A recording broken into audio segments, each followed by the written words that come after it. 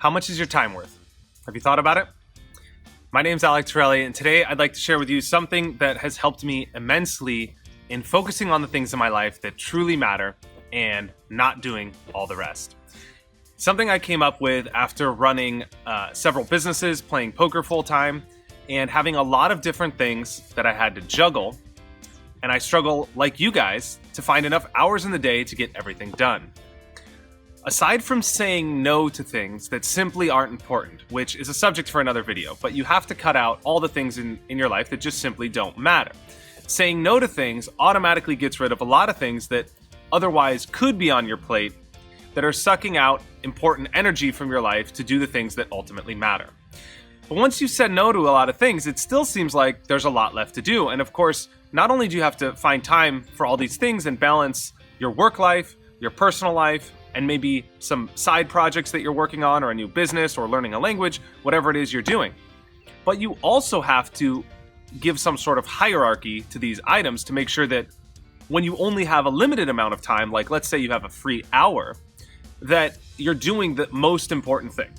The most important thing doesn't always mean the most productive thing. It doesn't mean that you have to work every single free hour you have. Maybe in that hour, the most important thing is spending time with your wife, right? There's times where that is true. But you have to have a priority system to do that. And then you also have to have a way of knowing what to do the times that you actually are allocating towards something that you consider productive.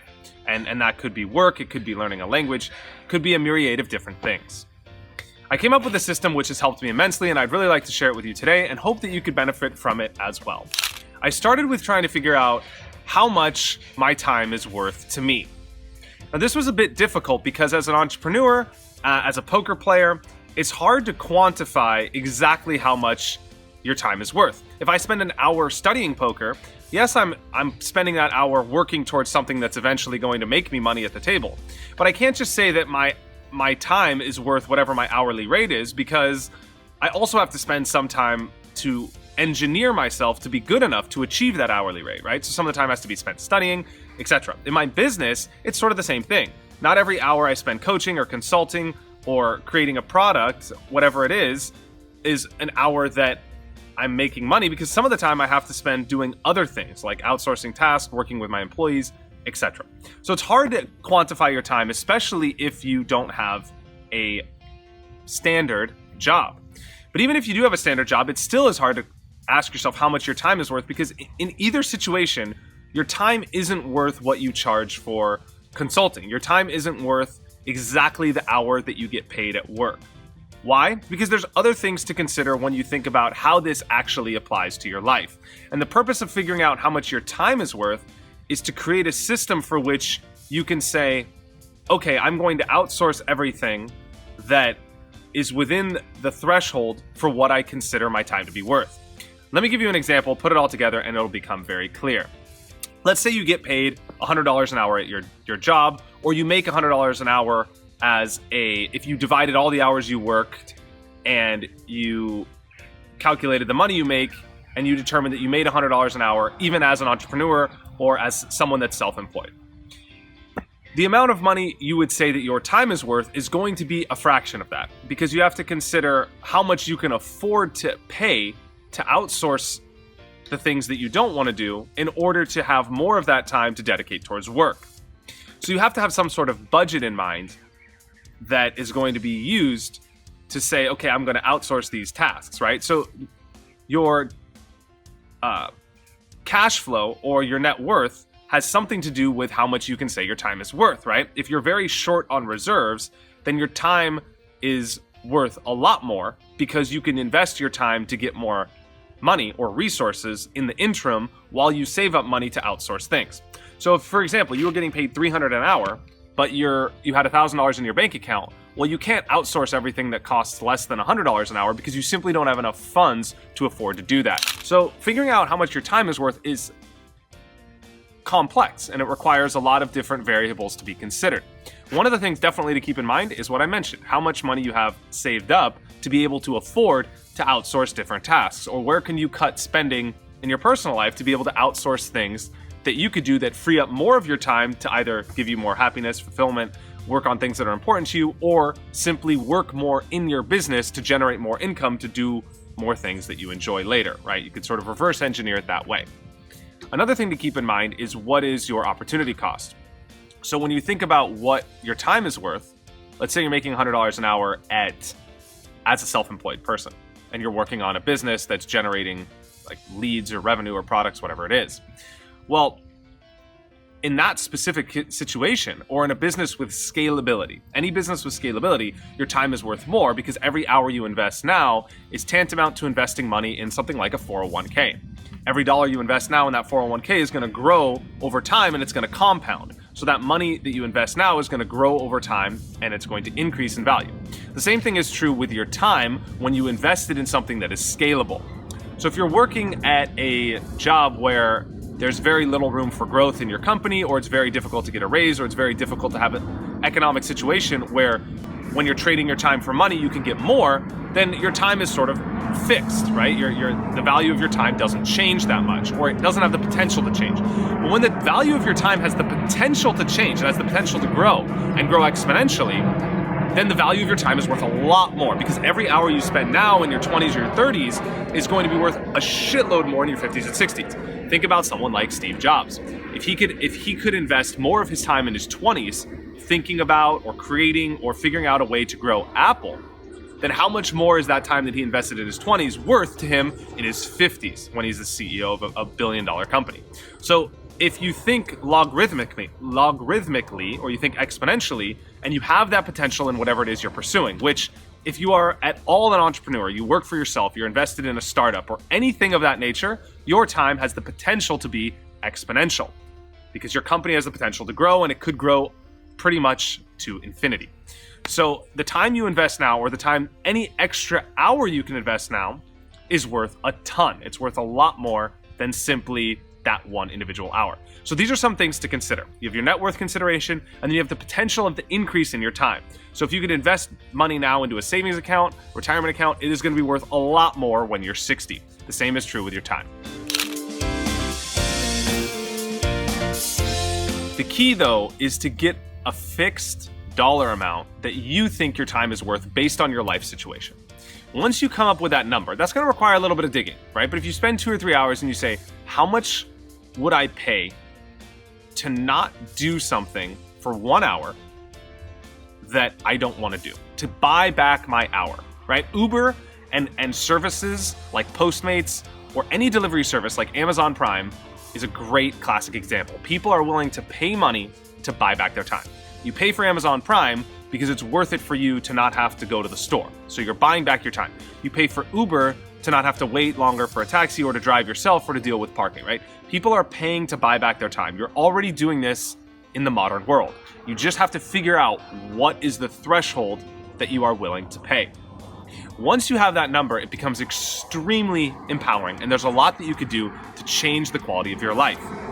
So let's say you make, it doesn't really matter what you make, but let's say that you determine that the value of your time that you're willing to outsource, not the value of your time in terms of what you're willing to charge for your hourly rate, the value of your time that you are not willing to do a task is $50. You are in a position where your life becomes extremely exciting, because everything that you could trade $50 for to buy an hour of your time, you can now outsource, and you can use that time to do something else. You don't have to use that time to do something productive. You can use it to sleep, because in the scope of your life, you need balances of everything in order to create your productive work, in order to build the value of your time exponentially over a period of time, right? Steve Jobs can't just work every single day because he did work every day, but he can't work 24 hours a day. He needs to sleep. So even if you're outsourcing that time to sleep, or outsourcing that time to spend time with your family, or outsourcing that time to go on vacation, that is money well spent, because those things are going to be done anyway. And the more of your time that is used efficiently, the more of your time that will ultimately spend doing something that is actually very productive, like work, which will make you more money in the long run. And that is something that is a great place to be. So you don't have to think only that you're going to use your time specifically for tasks that are work related, because any hour you're saving is an hour that's invested. Now, once you have that situation figured out, you can do a lot of things, and you could see already how it would be easy to cut out a lot of tasks that are taking you away from things that are ultimately your highest productivity items or things that give you meaning and fulfillment. The other thing to keep in mind is not every dollar that you trade for an hour is exactly equal. So let's say you determine the value of your time to be $50 an hour. Well, that might be true, and you might say, well, this task costs exactly $50 to outsource, so I'm breaking even whether I should outsource it or do it myself, and it's more effort to outsource it because I have to tell like an assistant, for example, or whatever, to do my dry cleaning. Or I have to tell someone to do this. It's easier just to do it myself. That's sort of the going logic. It'll be done better. I don't have to think about explaining it to someone. That's such a hassle. I'm just going to do it. But what I feel like people are missing in this situation, and what I would challenge you to consider, is the value of having all your attention and your brain capacity focused on one or two things that you deeply enjoy, as opposed to 20 or 30 things, which, yes, they only maybe take 5 or 10 minutes each, but at the same time, the distraction of all those other things takes you away from something that requires more of your brain capacity to succeed at the highest level. Imagine if instead of doing something like, I don't know, the dishes, or thinking about doing an errand or two, or thinking about going shopping, or forgetting that you have to buy paper towels, and then, oh my gosh, I still have to mow the lawn, or whatever it is, that even if you determined that you were going to break even by spending that money, imagine if you just didn't even have to think about any of those things. And all that time that you would spend doing all those things that are kind of stressful, you have to keep a to-do list, you have to remember, then you have to talk about who in the house is going to do those tasks, and like how is it going to be divided, and then there's arguments, and there's all this like emotional, all this mental baggage that comes with the distraction of all these things. Imagine if instead of doing that free time was spent either doing something you enjoy, or your brain was spent just thinking about creating or building or improving whatever system or whatever business that it is that you're doing in your life. How much more valuable would that be to not have that distraction? So for every distraction you have, there's time that's lost. There's rake that it takes for you to get refocused and to achieve your A game in whatever it is you're working on. So getting rid of the distractions has intrinsic value that is hard to quantify, because it's hard to quantify the value of your productivity when you don't have to think about anything else in your life. So I would challenge you to say, okay, how much is my time worth? Get an amount, get a budget, right? Like I'm going to say my time is worth $50 an hour, and I'm going to set aside $5,000 to outsource everything and see if I make that money back in my job. See if I believe that the money that I spent outsourcing stuff is worth it to the increase in my happiness, productivity, etc. And test it out. Test it out for 2 months. Invest in finding a system that you can use to outsource different things you don't like to do, whether it's hiring other people or whatever the system may be. Get a value on how much your time is worth, and spend your time doing things that ultimately, touch your soul in a deep way, that do things that are the most important to you.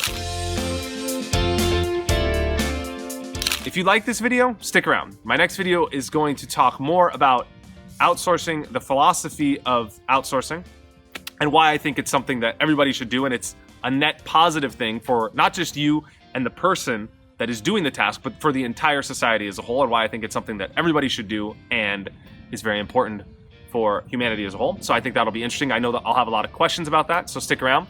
And subscribe to my channel. I'll put out a lot more new content soon. If you like this video, please leave a comment below. If you didn't like this video, please leave a comment below. I'd still like to hear why you didn't like it. I'd like to hear your thoughts, how I can improve this channel, or any questions that you would like to be featured here on this show as well. You could submit those to me at alectorelli.com/contact. And I read every single email. I will take the best questions and feature it here on this channel in the future. Thank you for your time. Thanks for watching. Figure out how much your time is worth, and I'll see you guys next time. Cheers.